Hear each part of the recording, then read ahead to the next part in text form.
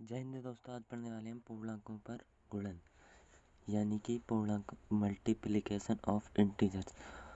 और इससे पहली वीडियो हमने पढ़ा था पूर्णांकों की जोड़ और घटाव। यदि आपने वो वीडियो नहीं देखी है तो पहले उस वीडियो को देख सकते हैं, लिंक डिस्क्रिप्शन में है।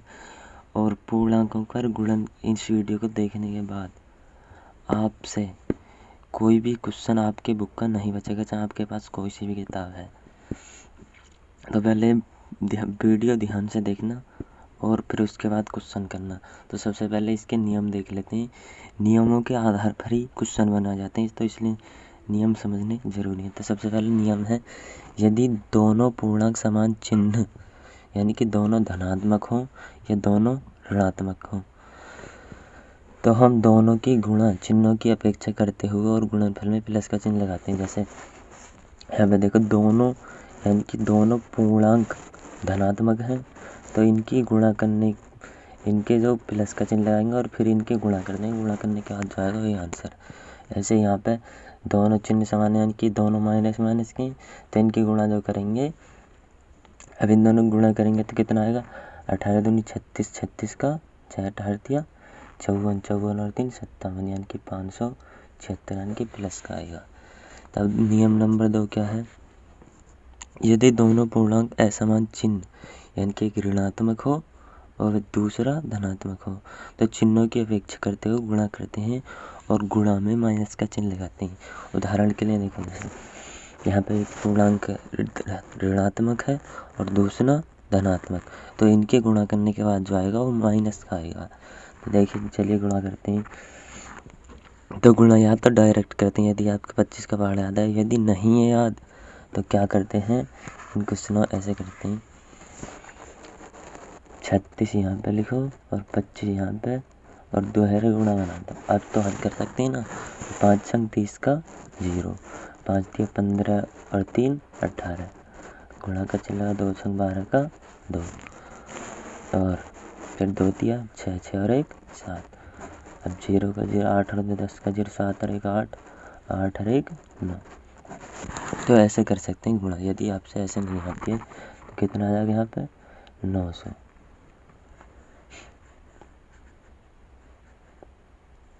तो पहले एक लाइन ऐसी बढ़ा देंगे, माइनस के चिन्ह बाहर निकालेंगे दोनों से, फिर लिख देंगे 36 गुणा 25। फिर बाद में इनकी गुणा करने के बाद जितना आया, कितना गुणा करने के बाद 900, तो 900 जो आएगा वो माइनस का आएगा।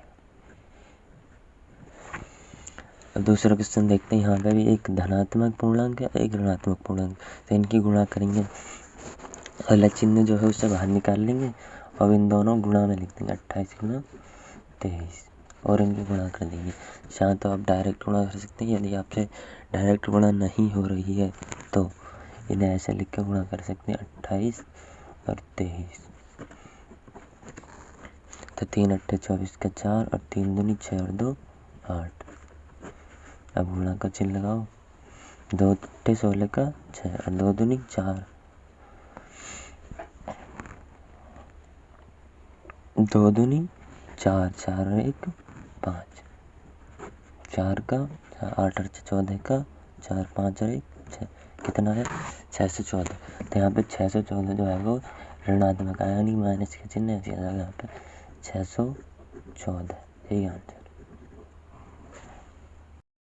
चलिए अब देख लेते हैं पूर्णांकों पर गुणन के गुण। गुण क्या होते हैं? गुणों का यूज करके हम क्वेश्चन को छोटा कर सकते हैं। जैसे कोई सवाल है उसे हम हल कर रहे हैं, तो उस सवाल एक तो साधारण तरीक़ा से ऐसे हल कर सकते हैं, या फिर गुण का यूज करके हम उसे छोटा कर सकते हैं। तो गुण समझना जरूरी है। जैसे सबसे पहला समबारक गुण। समबारक गुण क्या होता है?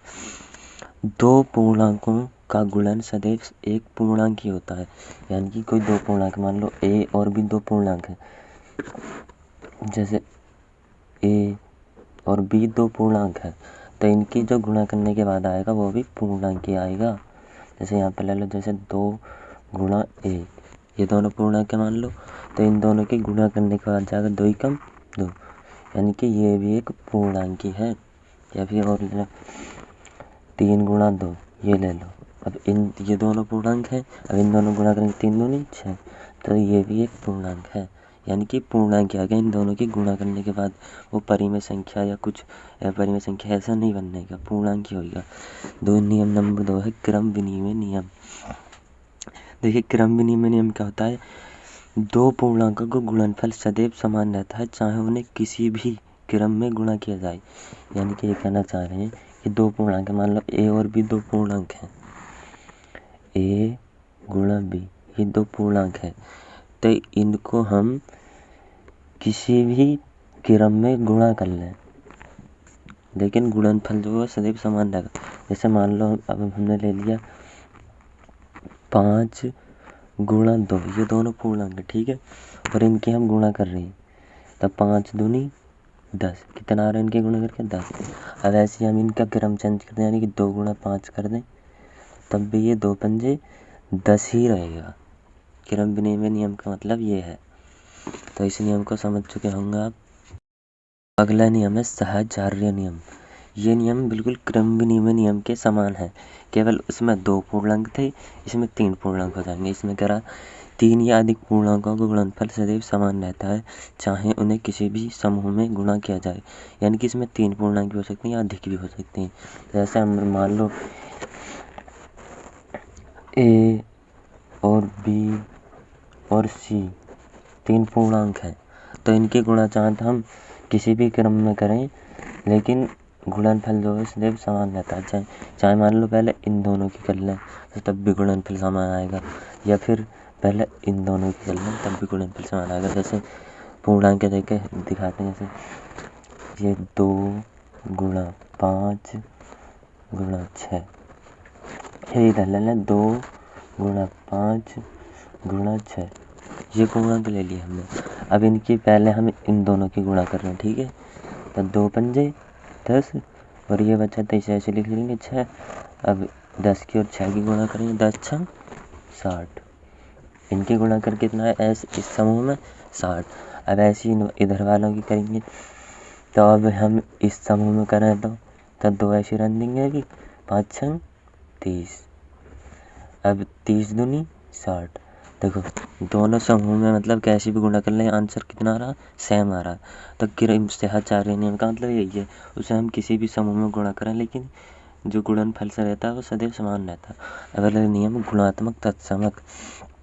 गुणात्मक तत्समक क्या है, किसी भी पूर्णांक व एक का गुणनफल स्वयं पूर्णांक ही होता है। ये कहना चाहने के मान लो कोई ए एक पूर्णांक है और एक की हम गुणा करें तो इनका गुणनफल जो है वो पूर्णांक आएगा, जो इधर है तो पूर्णांक क्या है ए, इनकी ये क्या आएगा।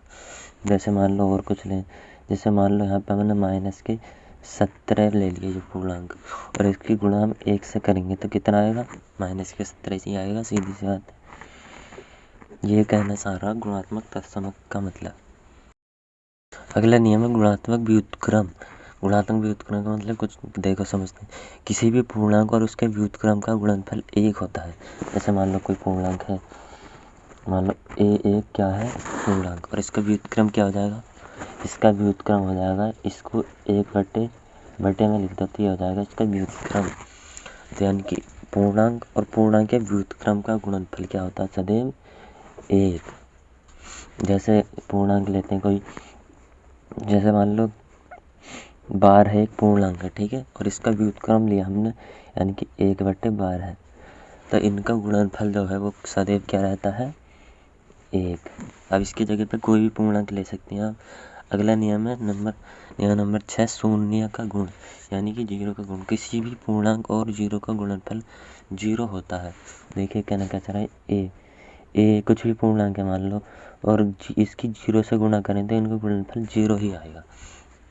देखिए चाहे कितने भी पूर्णांक ले लें, चाहे जैसे मान लो यहाँ पे 17 ले लिया, 17 की गुणा जब 0 से करेंगे तो 0 ही हो जाएगा। अब चाहे इसकी गुणा में कितने ही पूर्णांक हो, जैसे मान लो हमने ले लिया 12 गुणा 6 गुणा 7 गुणा 8 गुणा, कितना भी बड़ा हो, और यदि ये इतने अब इनकी गुणा करेंगे तो आंसर कुछ और आएगा, लेकिन यदि इनके गुणा में हम 0 लिख दें तब इनका आंसर सबका क्या हो जाएगा 0। चलिए तो अब यदि आप नियम अच्छे से समझ गए तो अब कुछ क्वेश्चन देख लेते हैं। देखिए क्वेश्चन देखते हैं, गुणनफल ज्ञात कीजिए क्वेश्चन। तो क्वेश्चन पहले का क्या है, जैसे इसमें कह रहा है 255 गुणा -25, यानी कि इनकी गुणा करनी है हमें। तो इसमें गुणा करनी क्या है, देखो ये पूर्णांक एक धनात्मक है और एक ऋणात्मक है। तो धनात्मक और ऋणात्मक के नियम हमारे कौन सा नियम है, दूसरा। तो दूसरा नियम क्या कहता है कि जो पहले तो माइनस का चिन्ह बाहर निकाल लेंगे और 225 गुणा 25, अब ये बचा, अब इन दोनों की गुणा करेंगे। यदि आपसे इन दोनों की गुणा ऐसी 25 का पहाड़ा जाता है तो डायरेक्ट कर सकते हैं, लेकिन यदि ऐसे नहीं हो रही है तो कोई दिक्कत नहीं। जैसे तुम साधारण गुणा करते हो ऐसे लिख के इधर रफ कार्य में ऐसे 225 और 25 के गुणा कर देंगे। तो गुणा कैसे करेंगे, 5 पंजे 25 का 5, 5 दूनी 10 और 2 12 का 2, 5 दूनी 10 और 2 12, ऐसे कर देंगे। 2 पंजे 10 का 0, 2 दूनी 4 और 1 5, 2 दूनी 4, 5 2, 5 और 2 7, 4 और 1 5, इतना आ रहा। तो माइनस तो इनके साथ यहाँ पर रहेगा ही ब्रैकेट के बाद। तो कितना है इनका 5725, ये क्या आ जाएगा इसका आंसर। आई होप तुम समझ गए होगे। तो क्वेश्चन नंबर दूसरा देखते हैं। यहाँ पे माइनस के इसमें 3 पूर्णांक ले लिया हमने, एक ऋणात्मक और 2 धनात्मक। तो इसमें क्या करेंगे, इसमें कौन सा नियम लग सकता है, सहचार्य नियम, यानी कि 2 पूर्णांकों को किसी भी समूह में गुणा किया जाए लेकिन उनका गुणनफल जो सदैव समान रहता है। चाहे तो आप पहले इन दोनों की गुणा कर लो, चाहे इन दोनों की गुणा कर लो, जो गुणनफल होगा वो समान ही रहेगा। तो पहले इन दोनों की कर लें हम, तो माइनस का 18 भी ऐसे रहने दो, और इन दोनों की कर लें तो कितना है 16 चौका 64, 16 चौका 64। अब ये 2 पूर्णांक बचे, 2 पूर्णांकों में क्या, अगर एक धनात्मक और एक ऋणात्मक है तो माइनस का चिन्ह जो है वो बाहर आ जाएगा। तो अंदर 18 गुणा 64, अब ये बचे, इनकी गुणा कर सकते हैं इधर 64 और 18 के गुणा करेंगे तो 8 चौक 32 का 2, 8 6 48, 48 और 3 51 का 51। ओके, अब 1 की गुणा 4 से करेंगे तो 1 चौक 4 और 1 6 6, अब 2 का 2, 4 और 1 5, 5 और 6 11, कितना आ रहा है 1125। तो कितना आ गया इसका आंसर, माइनस के 1125। अगला क्वेश्चन देखते हैं। अगले क्वेश्चन है 42 गुणा -16 गुणा 12 गुणा -4 गुणा 0। अब देखिए क्वेश्चन इतना बड़ा है, कुछ बच्चे इसे देख के डर जाएंगे, लेकिन इसमें कोई दिक्कत नहीं है। अगर कितनी भी पूर्णांक दे रखे हैं और उसमें गुणा में 0 दे दिया तो उसका सभी क्या हो जाएगा 0, समझे। अब अगला क्वेश्चन देखते हैं। देखिए क्वेश्चन है यहाँ पर दो पूर्णांक ऋणात्मक है और एक धनात्मक है, तो इसे कौन सा गुण लगेगा, सहचार्य नियम लगेगा इसमें, सहचार्य। तो इसमें कोई से भी 2 पूर्णांक भी पहले गुणा कर सकते हैं, और यदि गुणा में है सभी और उसमें 2 पूर्णांक क्या है माइनस के हैं यानी कि ऋणात्मक हैं, तो वो क्या हो जाएंगे, वो प्लस हो जाएंगे सभी। तो यहाँ पे इन्हें ऐसे कर सकते हैं, माइनस माइनस प्लस हो जाएंगे ये। तो ऐसे 30 गुणा 4 गुणा 50 ऐसे लिख सकते हैं। तो अब देखिए इन्हें हल कर सकते हैं। अब इनको कोई से भी समझ में, तो 3 चौक 12 यानी कि 120 हो जाएगा इन दोनों गुणा करने पर। फिर ये कितना बचा 50।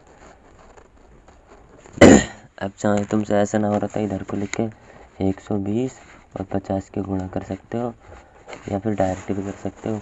देखो अगर ऐसी जगह पे कहीं होंगे, ऐसे यहाँ पे 2 0 हैं तो यहाँ पे 2 0 पहले ऐसे लिख देंगे और इनके गुणा करेंगे 12 पंजे 60, यानी कितना आ जाएगा ऐसे 6000।